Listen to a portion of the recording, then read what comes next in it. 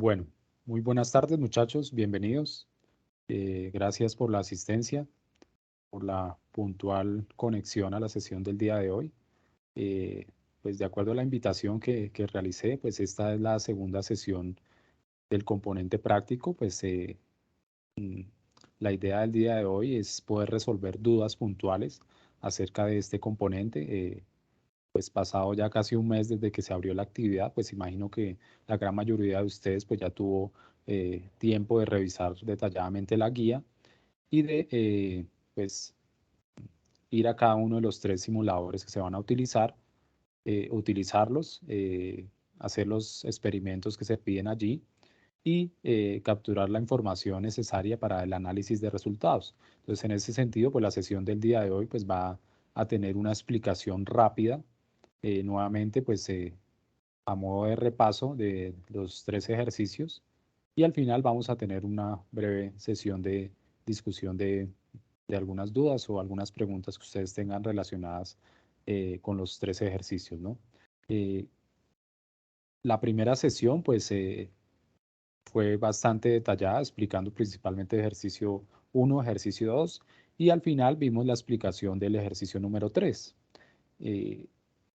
Yo compartí la grabación con todos ustedes, pues los diferentes medios de comunicación, tanto en el campus, allí en el foro de la tarea 5, que ya vamos a ver de dónde lo pueden consultar. Vamos a mostrar nuevamente cómo llegar a él, ya que pues debo decir que siendo hoy 5 de mayo, pues tuve la oportunidad en horas de la mañana de revisar esos foros y realmente debo allí hacer un llamado de atención en el sentido de que realmente muy pocos han ingresado a ese foro, muy pocos han dejado allí sus aportes.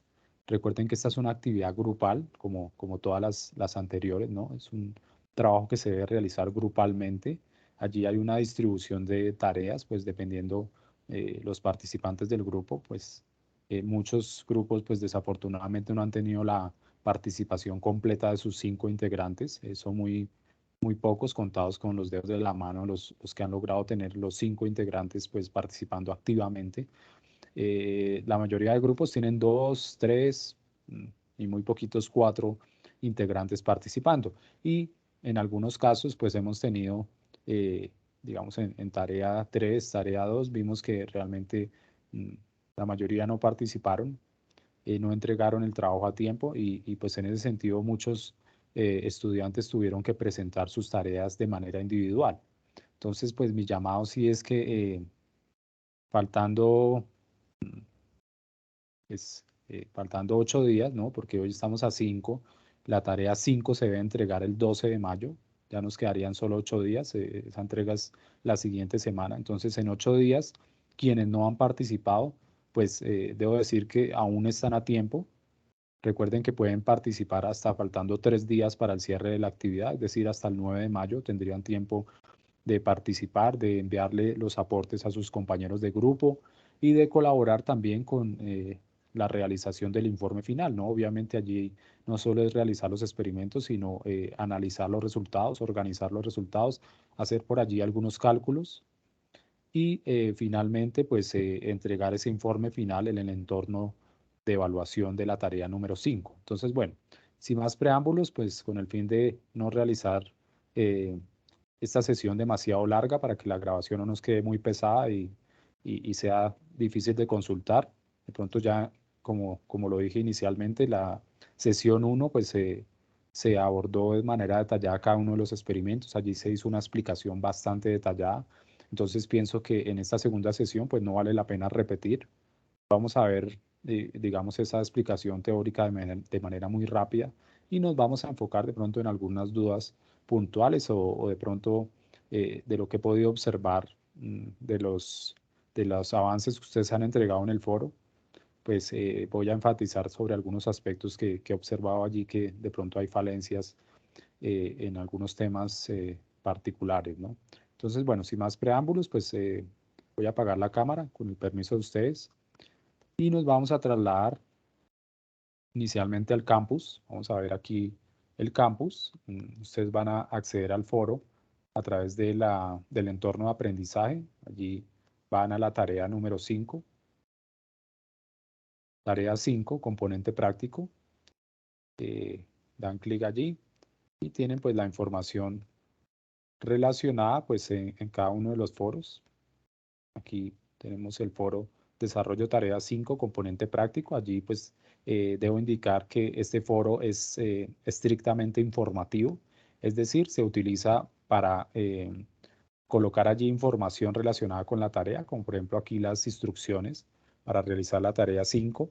La fecha de inicio, esto está desde el 15 de marzo abierto, ya vamos para 2 meses, y cierra el 12 de mayo, como les indiqué anteriormente. Está como anexo la guía y rúbrica de evaluación, y allí yo pues con el transcurrir de las semanas pues he colocado información para cada uno de ustedes, ¿no? Entonces compartí la invitación a la sesión número 1 del componente práctico, que se realizó el 20 de abril. Luego compartí la grabación de esa sesión, ¿no? Entonces allí ustedes tienen el link para acceder a esa grabación. Es una grabación bastante detallada de cada ejercicio. Nos tomamos el tiempo suficiente, casi 2 horas de grabación, donde nos tomamos el tiempo para explicar paso a paso cómo realizar cada uno de los experimentos. Y bueno, por ejemplo, tenemos este grupo en el cual pues faltando 8 días para el cierre de la actividad, no tenemos ningún tipo de participación de los 5 integrantes, ¿no? Ninguno de los 5 ha entrado.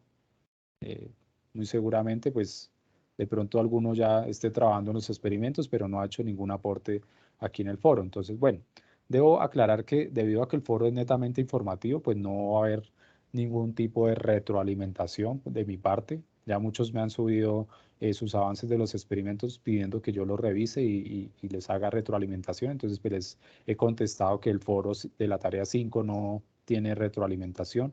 Entonces, en ese sentido, tampoco se les va a calificar a ustedes la participación en el foro. Entonces, yo pienso que de pronto eso eh, es la causa para que en muchos grupos no haya ningún tipo de aportes, ¿no? No veo, digamos, que alguien haya entrado aquí a presentarle a sus compañeros sus avances o por lo menos a decir qué tipo de ejercicio va a realizar. Recordemos que algunos ejercicios están divididos para que lo hagan cinco integrantes, entonces pues en el foro pues se suponía que ustedes deberían colocar allí qué compuesto químico iban a tomar o qué tipo de estructura química iban a analizar o bueno, etcétera, etcétera, pero pues muchos foros no tienen ningún tipo de participación, como por ejemplo este. Entonces, bueno, ese es el llamado de atención. Una vez ustedes terminen de realizar su informe con los 3 experimentos, su informe completo con el análisis de resultados y conclusiones, pues nos vamos a ir al entorno de evaluación. Esto lo deben realizar antes del 12 de mayo a las 23:55 de la noche. Si se pasan de esa fecha, ya desafortunadamente no puedo recibirles el informe, ya que yo debo reportar estas calificaciones en el aplicativo OIL. Y ese aplicativo pues tiene unas fechas de cierre, ¿no? Entonces, si yo no lo hago en la fecha eh, pues prevista, pues el aplicativo se cierra y todos se van a quedar sin su calificación, ¿no? Entonces, por favor, les pido eh, que sean puntuales con la entrega, por favor, quien ya haya terminado. Sé que también algunos grupos juiciosos han terminado ya de realizar sus 3 experimentos y tienen el informe prácticamente que en un 100%. Entonces, para esos grupos, mi recomendación es que no dejen todo para el final. Recuerden que esta tarea 5 también está, digamos, a la par con la tarea 4. La tarea 5 cierra el 12 de mayo, la tarea 4 el 15 de mayo.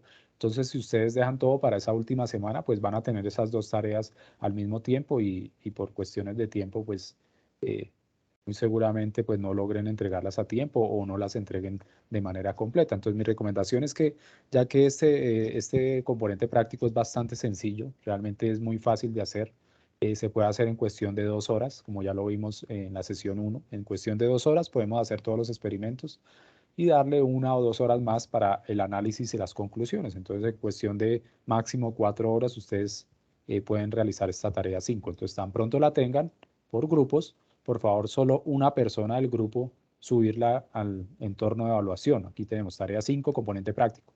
Vamos allí y un integrante del grupo va a subir el informe final. Obviamente en ese informe final deben estar los nombres de todos los integrantes del grupo que participaron activamente de ese componente práctico, ¿no?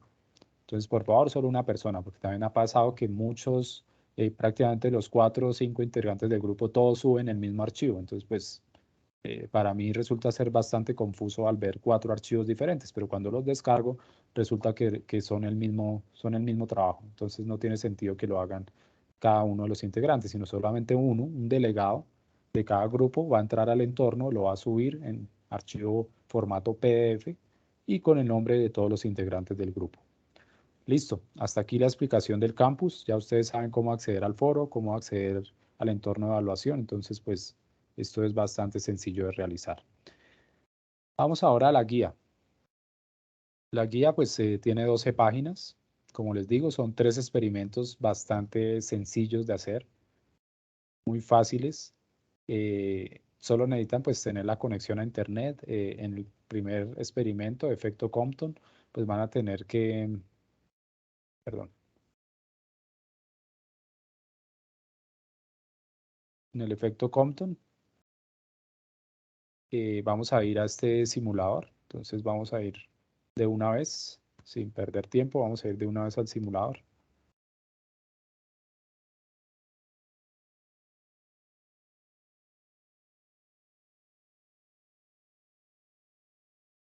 Aquí ya estamos en nuestro navegador, ya nos abrió la página. El efecto Compton, básicamente lo bueno de este simulador es que nos trae también toda la parte teórica de una vez incluida, ¿no? Entonces, aquí pues no me voy a detener haciendo explicaciones porque ya las hice en la primera sesión. Está toda la teoría para realizar los cálculos, pues ustedes tienen aquí toda la información. El simulador es bastante sencillo, tiene una fuente de radiación de fotones, de rayos gamma, los cuales pues van a bombardear un cierto material. Aquí lo tenemos, la fuente gamma emite pues un haz colimado de radiación que bombardea un material y pues de la interacción de los fotones con la materia, es principalmente con los electrones que hacen parte de la nube electrónica de ese material, pues allí hay una interacción radiación-materia y producto de esa radiación pues se da una dispersión de esa energía del fotón pues en un cierto ángulo particular, ¿no? Entonces pues el simulador pues es bastante sencillo. Allí ustedes deben colocar un ángulo dependiendo pues la información de la guía. Entonces aquí está el paso a paso, bastante explicado. La guía está muy bien redactada, debo decirlo. Está bastante detallada, bastante clara, entonces pues no da lugar a ningún tipo de confusión. La tabla 1 pues se nos pide, allí hay 5 ángulos diferentes, pues la idea es que cada estudiante que conforma el grupo pues tome uno de estos ángulos. Entonces el estudiante 1 va a tomar 60 grados, como por ejemplo, el estudiante 2, 75 y así sucesivamente, ¿no? Van a colocar ese ángulo aquí en el simulador, por ejemplo 60, 60, le vamos a dar aquí nuevo. Entonces inmediatamente el detector que es este rectángulo gris, ese es el detector de radiación, ese va a ubicar exactamente en 60 grados y va a capturar allí pues la energía que proviene de la dispersión de ese fotón inicial, ¿no? Entonces le damos nuevo y luego le damos play, entonces allí nos muestra gráficamente qué sucede. Nos dicen que la radiación incidente es de 0,01878 Armstrong y la radiación difundida pues tiene una longitud de onda de 0,030915 Armstrong. Esta radiación incidente va a ser la misma para todos los ángulos de incidencia, es decir, aquí en la columna número 2, longitud de onda en Armstrong.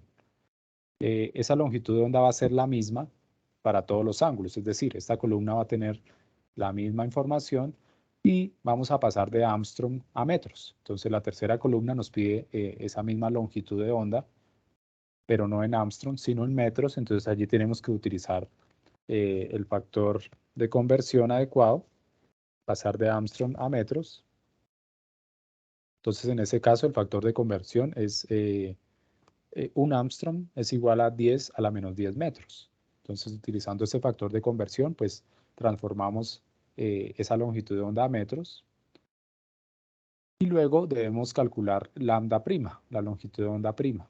Entonces ya con esta información utilizamos la ecuación correspondiente y calculamos lambda prima, ¿no? Entonces, bueno, aquí nos muestran la teoría, cuál es la ecuación que podemos utilizar. Entonces ya sabemos el ángulo de incidencia. Podemos calcular aquí de manera muy fácil nuestro lambda prima. Esto también se explicó bastante detallado en la tarea número 3. Podemos hacer el cálculo tanto en Armstrong como en metros también. Y luego nos piden calcular lambda c, lambda c en metros. Y finalmente con esta información nos piden calcular la constante de Planck, bien sea en estas unidades, metros cuadrados por kilogramo por segundo, o bien sea en joules por segundo, como ustedes lo deseen realizar.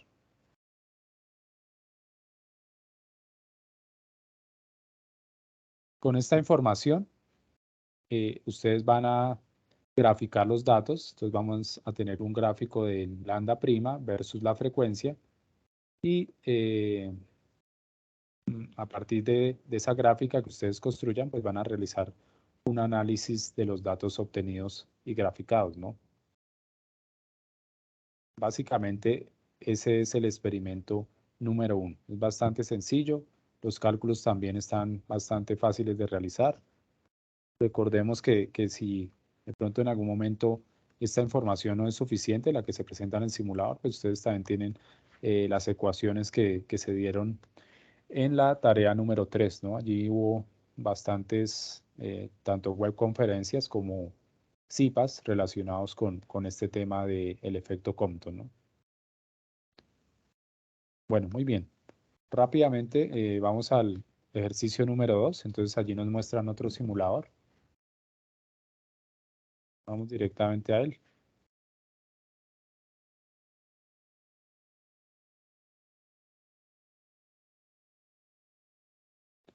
Tenemos el simulador de radiación del cuerpo negro. Entonces aquí está la página principal.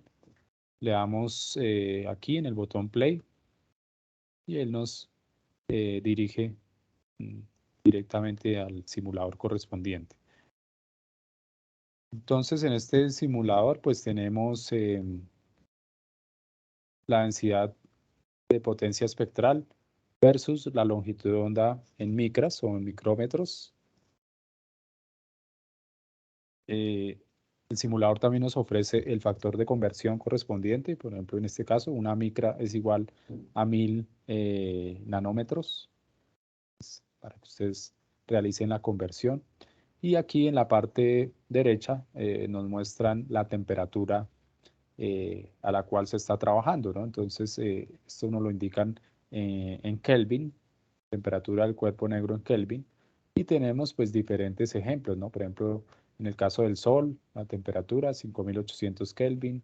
En el caso de otra estrella bastante conocida como el Sirio, en este caso tenemos 10.100 Kelvin.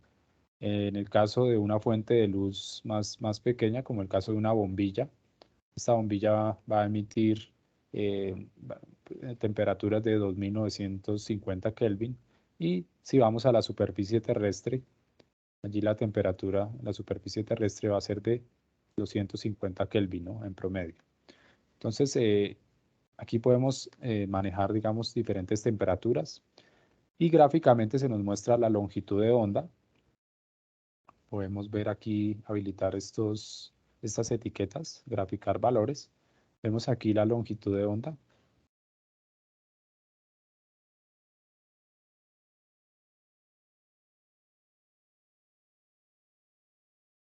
Y también podemos ver la intensidad en unidades de vatios por metro cuadrado, ¿no? Sin embargo, esta información de intensidad pues no se va a tener en cuenta pues para la recolección de datos que nos pide la guía, ¿no? Solamente necesitamos pues la, la longitud de onda máxima, que es este punto que vemos acá. Esto también lo podemos ampliar o reducir dependiendo pues lo que nosotros necesitemos ver. Lo podemos ampliar tanto en el eje X como en el eje Y. Para poderlo ver mejor, lo podemos ampliar. Vemos aquí una longitud de onda máxima de 1014 micras. Y también esto nos lo muestran en diferentes secciones del espectro, el espectro de energía, ¿no? Entonces podemos ver aquí una sección de longitudes de onda en el espectro ultravioleta, otra sección en el espectro visible, que es, digamos, el rango de longitudes de onda al cual pues, los seres humanos podemos ver, es esta pequeña franja, y luego vemos otra franja correspondiente a longitudes de onda en el espectro infrarrojo. Bueno, vamos nuevamente a nuestra guía, ¿no? Entonces nos piden, utilizando la ecuación de la ley de Wien, determine la longitud de onda máxima para cada temperatura y registre los datos en la columna 3. Entonces, también este experimento es bastante sencillo. Allí nos dan 4 temperaturas diferentes, pues la idea es que cada uno de los integrantes tome una de ellas, de los integrantes del grupo. Si 5 integrantes pues están participando, ¿no? Pues alguno de ellos va a tener que repetir una temperatura, pero pues la idea es que cada uno trabaje una temperatura diferente. Allí pues el simulador pues nos va a dar una longitud de onda máxima, ¿cierto? La podemos considerar experimental, y también vamos a calcular la longitud de onda máxima de manera teórica utilizando la ecuación de la ley de Wien. Entonces vamos a hacer el primer ejemplo, ¿no? Aquí rápidamente, 3500 Kelvin. Entonces vamos a nuestro termómetro, buscamos los 3500 Kelvin, 300, 3450, 3500 Kelvin, y vamos a mm, obtener la longitud de onda máxima. Entonces aquí como se ve demasiado grande, pues lo vamos a poner un poquito más pequeño. Aquí ya lo vemos. En este caso, para esta temperatura, pues vamos a tener una longitud de onda máxima correspondiente a 0,828 micrómetros o micras. Ese sería el dato que vamos a colocar acá, 0,828 aquí en esta segunda columna. Y luego a partir de esta información, pues vamos a calcular teóricamente la longitud de onda máxima. Entonces aquí ya la guía nos presenta la ecuación que vamos a utilizar. Entonces esta es la ecuación de la ley de Wien, que nos indica que la longitud de onda máxima es igual a una constante de 0,0028976 dividido la temperatura. Entonces en este caso la temperatura debe estar expresada en Kelvin y corresponde a 3500.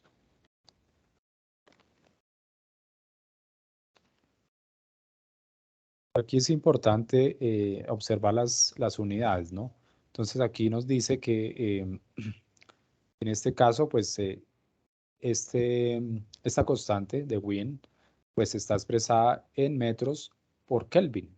Entonces, en ese sentido, cuando nosotros dividimos por Kelvin, pues los Kelvin se van a cancelar y el resultado de hacer esta operación matemática va a estar expresada en metros. Entonces, esta longitud de onda máxima la vamos a tener en metros, mientras que el simulador nos la presentó en micras, ¿no? Entonces, ustedes van a tener que, con fines de comparativos, de poder comparar esos valores, pues van a tener que o bien convertir la longitud de onda en micras a metros, pues para poder diligenciar esta columna, o también podrían convertir el valor teórico que está expresado en metros, convertirlo a micras, como ustedes lo prefieran, ¿no? Pero pues aquí la tabla nos pide que esta longitud de onda está expresada en metros, ¿no? Para que lo tengamos en cuenta. Y bueno, y finalmente pues nos dan aquí otro ejercicio que debemos desarrollar, que es utilizando la ley del desplazamiento de Wien, resolver el siguiente ejercicio. Tenemos una estrella que irradia energía, lo hace con una longitud de onda máxima de 475 nanómetros, ¿cierto? Y nos piden calcular cuál es la temperatura de la superficie de esta estrella, utilizando eh, la ecuación de Wien. Entonces, básicamente, pues es devolvernos, despejar la ecuación. Entonces ya nos dan la longitud de onda máxima y nos piden simplemente hallar la temperatura. Entonces, en este caso, volvemos a la ecuación. Ya tenemos este valor de longitud de onda máxima y nos piden calcular T. Entonces, despejamos T. En este caso, pues la ecuación quedaría como T es igual a 0,0028976 dividido la longitud de onda máxima, expresado en metros. y de esa manera obtenemos la temperatura de la superficie de esa estrella. Digamos, esta información tan particular y tan específica es bastante utilizada en el campo de la astronomía, ¿no? Para saber, digamos, cuál es la temperatura de cada una de las estrellas que se descubren pues con el paso de los años, ¿no? Listo, muchachos, hasta aquí los dos primeros experimentos, como los pueden ver, son bastante fáciles de realizar, no son experimentos largos ni demasiado complejos, son muy sencillos. Y luego viene el tercer experimento, que es relacionado con la simetría de las moléculas. Entonces, vamos directamente al simulador de simetría. Aquí ya lo tenemos. Aquí en la sección donde dice tutorial, pues vamos a la parte donde dice galería, si no estoy mal. Bueno, vamos a revisar, sí, obviamente. En la pestaña Galería del simulador, buscar un ejemplo para cada uno de los que se indican en la primera columna de la tabla y completar las columnas con la información que muestra el simulador. Entonces, bueno, vamos a ver la tabla número 3. En esta tabla nos dan 3 elementos de simetría y nos piden que seleccionemos una molécula para cada uno de los elementos de simetría. Entonces aquí también aclaro porque en el foro vi que había muchas dudas también al respecto. Eh, Cada estudiante debe tomar una molécula de las que aparecen aquí como ejemplo. Entonces, como pueden ver, el simulador tiene por lo menos 10 ejemplos de cada una de las geometrías o de las simetrías que se van a evaluar, de los elementos de simetría. Eh, la idea es que cada estudiante tome uno de cada elemento de simetría, es decir, para rotación, pues va a tomar un compuesto que no se repita con los demás compañeros de grupo. Para reflexión va a tomar otro compuesto diferente y para inversión pues va a tomar otro elemento completamente diferente, otro compuesto diferente, ¿no? De manera que no se repitan, ¿no? Y para cada uno de ellos, es decir, cada estudiante va a tener 3 compuestos, para cada uno de ellos pues le va a dar el nombre, va a tomar un pantallazo de las operaciones de simetría, donde se vean eh, los ejes y las rotaciones, y va a establecer aquí cuáles van a ser los ejes y los planos presentes, cuántos va a tener, cuántos ejes y cuántos planos, y finalmente las operaciones de simetría que puede realizar esa molécula que cada uno escogió. Entonces, bueno, realmente pues el ejercicio no es nada complicado. Vamos a tener que tomar diferentes elementos de simetría, ¿no? Entonces allí están, rotación, reflexión, inversión. No voy a entrar a explicarlos en detalle porque ya también lo hicimos en la primera sesión. Simplemente vamos a tomar un ejemplo y vamos a diligenciar toda la información de la fila correspondiente, ¿no? Entonces, por ejemplo,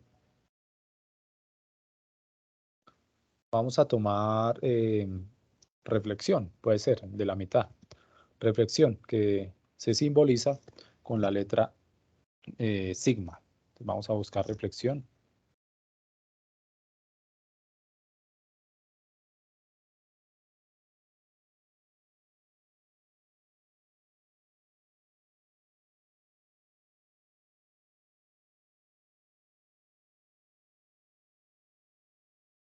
Aquí tenemos, por ejemplo, esta reflexión.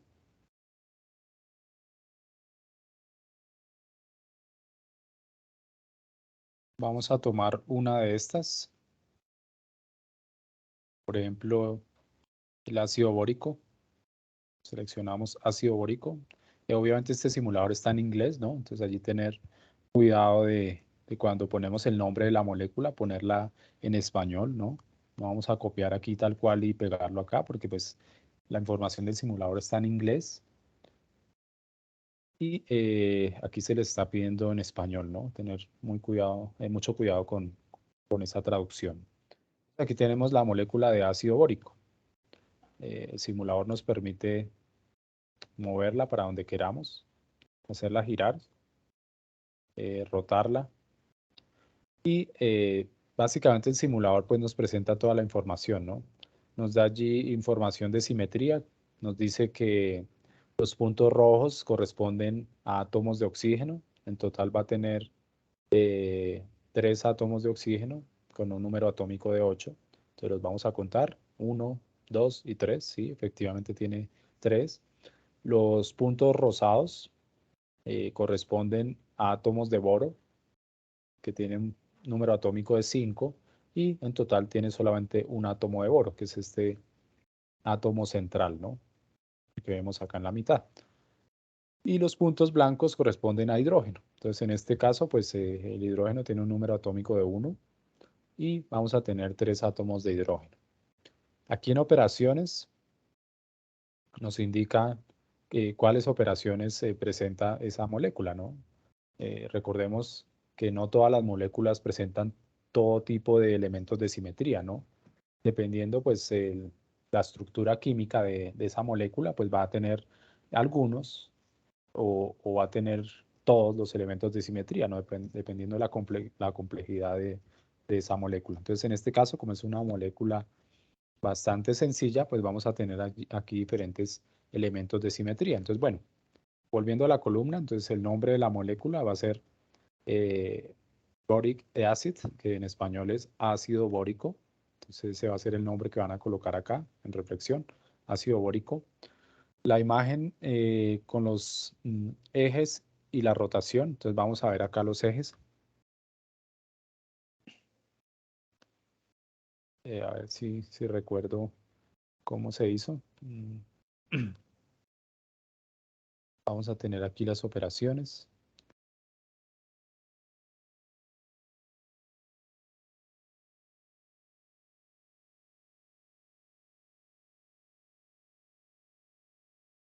Entonces vamos a tener aquí los diferentes ejes de simetría. Obviamente el primer elemento de simetría va a ser la identidad.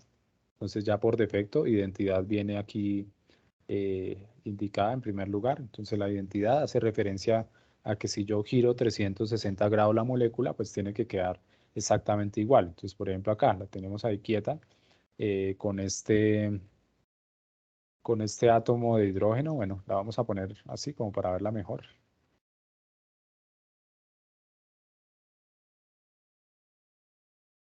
Así, ahí. Tengo este átomo de hidrógeno en todo el centro, en el centro de la molécula, en la parte inferior. Entonces, ¿qué pasa si yo giro 360 grados esa molécula? Entonces, vamos a tratar aquí de girarla. Bueno, bueno, digamos que la giramos aquí 360 grados, ¿no? Bueno, que me quedó difícil moverla.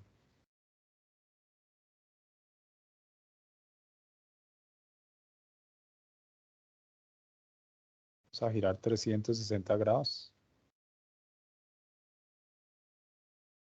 Bueno, la vamos a dar así. Y la giramos 360 grados. Tal vez sea más fácil verlo así. Aquí dio 180 y volvió a 360. 360 sería más o menos acá, ¿no? Entonces, como pueden observar, si la giro 360 grados, vuelve a quedar exactamente igual, con el átomo de hidrógeno en la parte de abajo, que ya lo giramos, en la parte de abajo, y los otros dos átomos de hidrógeno, uno a la izquierda y otro a la derecha. Entonces, como pueden observar, no cambió absolutamente nada si yo la giro 360 grados, ¿no? Quedó exactamente igual. Entonces, la primera operación de simetría va a ser la identidad, que esa información se relaciona aquí en la columna 5. ¿Cuántos ejes va a tener? Entonces vamos a ver cuántos ejes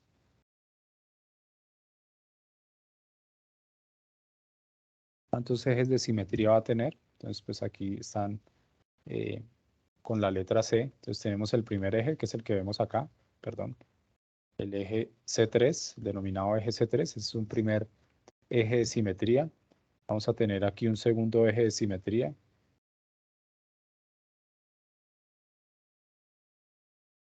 Bueno, pues realmente es el mismo, ¿no? No cambió.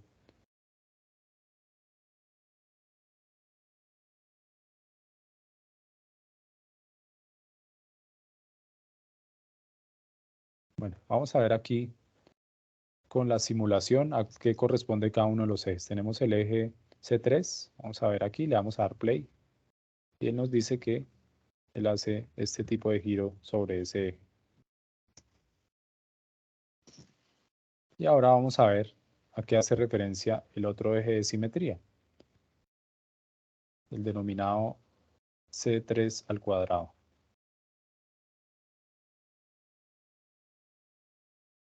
Básicamente lo que hace es girar la molécula a 360 grados, ¿no? Perdón. Es un giro de 180 grados.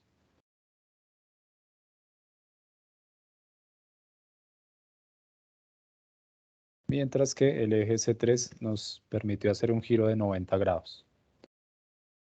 Entonces, básicamente es el mismo eje, el eje C3, sería un solo eje de simetría.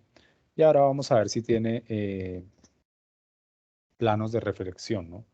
Entonces, eliminamos, bueno, vamos a dejar el eje de simetría, vamos a poner el plano de reflexión, que también ya lo explicamos en la clase anterior, ¿no? El plano de reflexión es aquel que nos permite tener una imagen especular de la molécula, pues exactamente igual, ¿no? Idéntica. Es decir, que si cortamos la molécula a la mitad, vamos a tener, y pasamos un espejo por la mitad, pues se va a ver reflejado en el espejo exactamente la misma molécula, la misma parte de la molécula, pues que está del otro lado del espejo. Es decir, si la cortamos por la mitad, vamos a tener en la parte superior el mismo número de átomos y con la misma distribución espacial de los átomos que en la parte de abajo del espejo, ¿no? Entonces, como podemos ver, es exactamente el mismo número de átomos y la misma distribución en la parte de arriba y en la parte de abajo del espejo.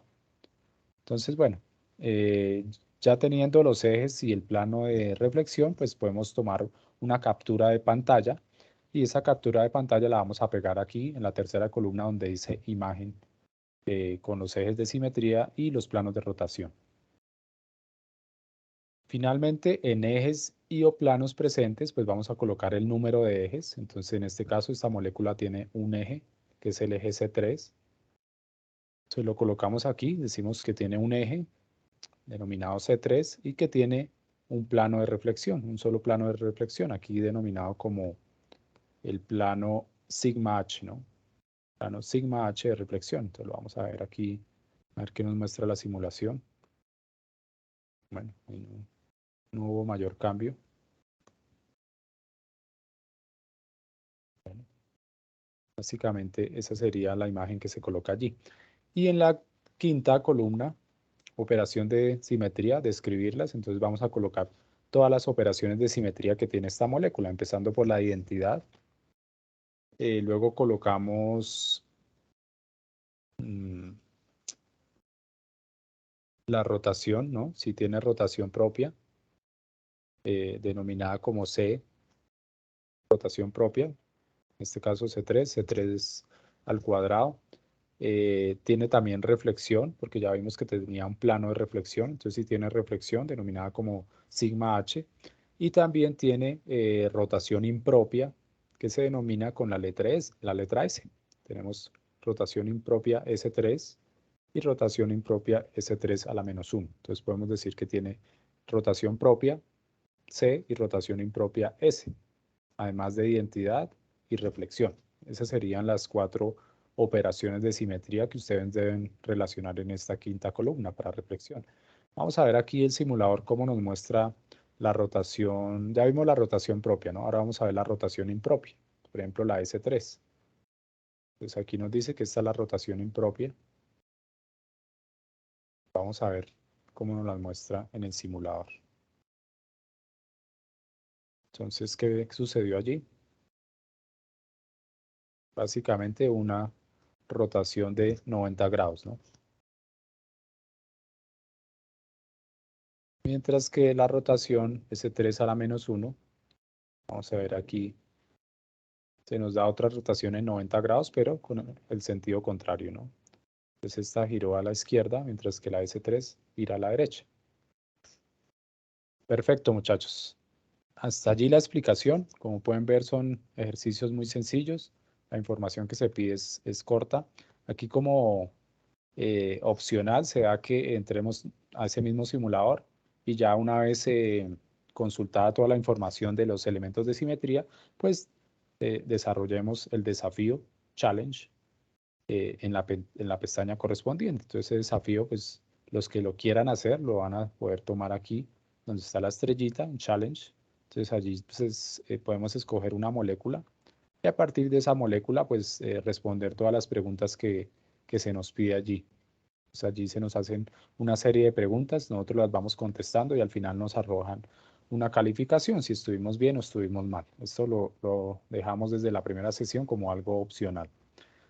Y listo, y hasta allí terminan los 3 experimentos. Ya lo demás son condiciones de cómo presentar el informe final en PDF con todos los resultados de los 3 experimentos, el análisis de resultados y las conclusiones correspondientes. Y finalmente se dan los criterios de evaluación que se van a tener en cuenta. Bien, muchachos. Hasta allí la explicación. Entonces los escucho si hay preguntas relacionadas con los 3 experimentos, si hay alguna duda. Entonces, con mucho gusto. Mientras tanto, voy a compartirles en el chat pues, el formulario de asistencia para que ustedes registren eh, su asistencia a la sesión del día de hoy. Entonces, vamos a tomar de aquí el enlace, formulario de asistencia. Lo copiamos y lo voy a compartir en el chat para que ustedes registren su asistencia al encuentro del día de hoy. Bueno, ¿alguna pregunta? Karen, Natalia.